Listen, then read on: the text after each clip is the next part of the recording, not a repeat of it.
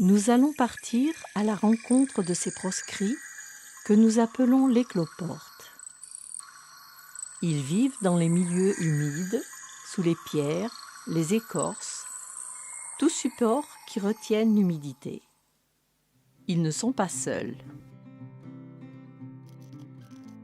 Le hiul, un myriapode de la classe des diplopodes, est leur voisin. Comme eux, il est détritivore.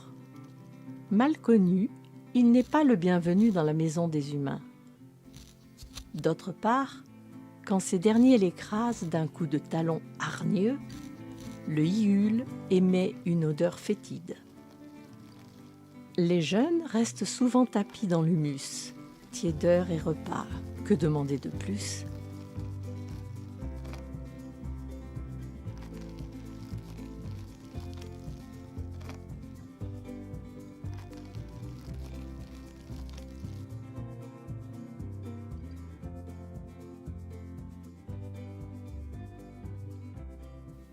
Autre voisin peu dérangeant, les colomboles, qui ont le même régime.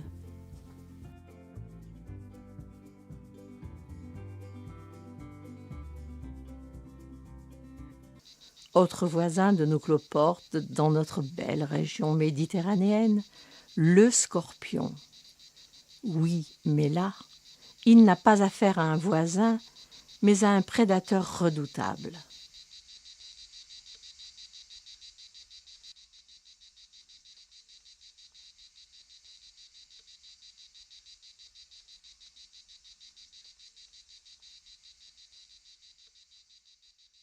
Voilà enfin notre cloporte, allez-vous penser. Cela y ressemble, mais il s'agit d'un gloméris.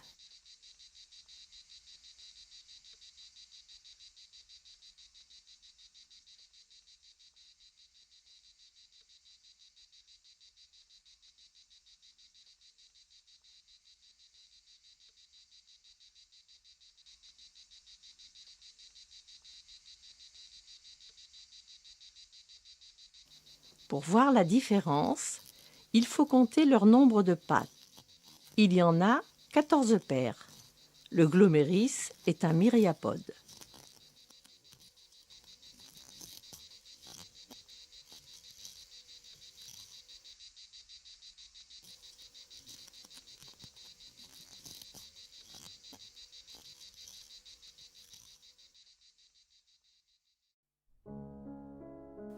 Passons enfin à notre cloporte. Celui-ci a 7 paires de pattes quand il est adulte, mais seulement 6 quand il est jeune.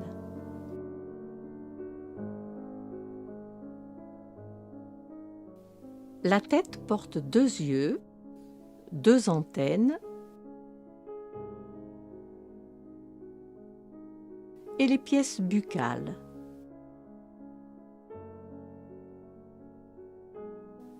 Le péréon porte les pattes. Enfin, la troisième partie, appelée le pléon, abrite le système respiratoire, soit 6 paires de branchies et chez certains cloportes, 1 ou 2 paires de poumons ou pseudotrachées. L'extrémité du pléon porte les organes de reproduction.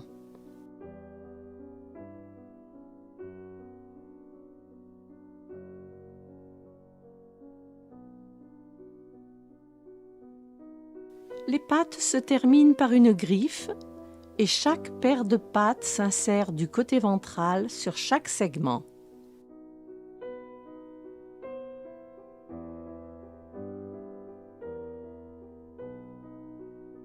Les segments du péréon vus de dessus constituent une cuirasse. Détail à préciser, son pire ennemi, le scorpion, qui respire de la même manière avec des branchies. La condition essentielle à sa vie est une humidité suffisante pour lui permettre de s'oxygéner au travers de ses branchies et pour certains de pseudotrachées.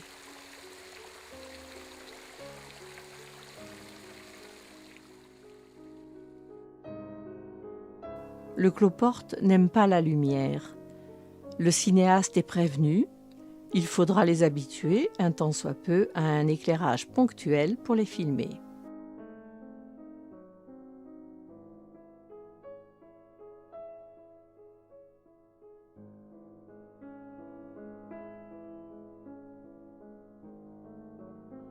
Son activité primordiale, se nourrir, comme tous les êtres vivants d'ailleurs. Le cloporte a un régime détritivore, feuilles et végétaux en décomposition, moisissures, mais il n'est pas hostile à consommer de la verdure. S'alimenter est important, certes, mais procréer l'est tout autant afin de perpétuer l'espèce. Nos cloportes sont discrets et il n'est pas courant de les surprendre. La scène semble banale. L'approche de Monsieur Cloporte est prudente. Sans en avoir l'air, il s'agrippe. Puis, la décision est prise. Je n'en dirai pas plus.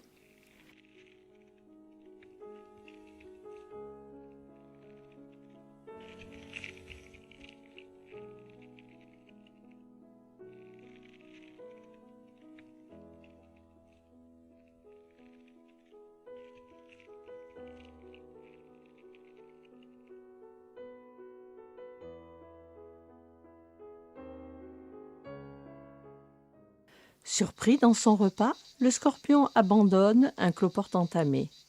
Je découvre qu'il s'agit de Madame Cloporte. Les femelles possèdent une poche d'incubation sur la face ventrale que nous appelons le marsupium. Les embryons s'y développent et, pour notre malheureuse, ils seront dévorés même par ses proches.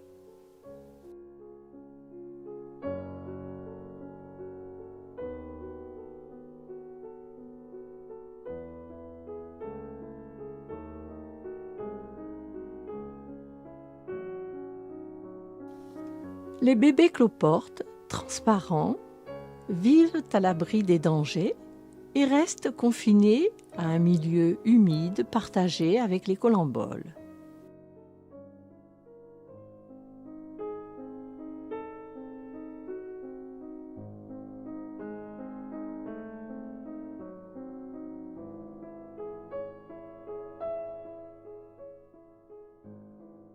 Ils vont progressivement s'opacifier et foncer avec l'apport de calcaire, phosphate de potassium inclus dans la chitine. Comme les insectes, ils sont contraints de changer d'enveloppe pour croître. Ils muent au moins une fois par mois et en 2 fois. D'abord la partie arrière, puis celle avant. Les cloportes sont adultes au terme d'1 an. Un cycle de reproduction recommence.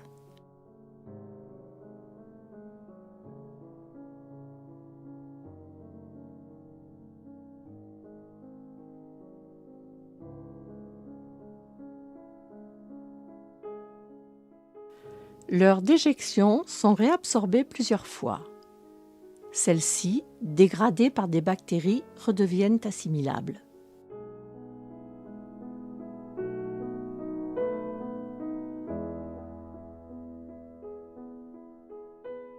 L'examen des populations de cloportes montre une grande majorité de femelles. Bizarre, une bactérie appelée Wolbachia infecte les cellules du cloporte et convertit les mâles en femelles. Je ne saurais dire si c'est un progrès de l'évolution, mais c'est ainsi. Le système respiratoire des cloportes les contraint à vivre en milieu humide pour de bons échanges gazeux de leurs pseudo-trachées et branchies. Notre sang est rouge car les hémalties qu'ils véhiculent contiennent l'hémoglobine, une protéine qui intègre un ion fer sur lequel se fixe l'oxygène. Pour les cloportes, l'ion porteur de l'oxygène est le cuivre.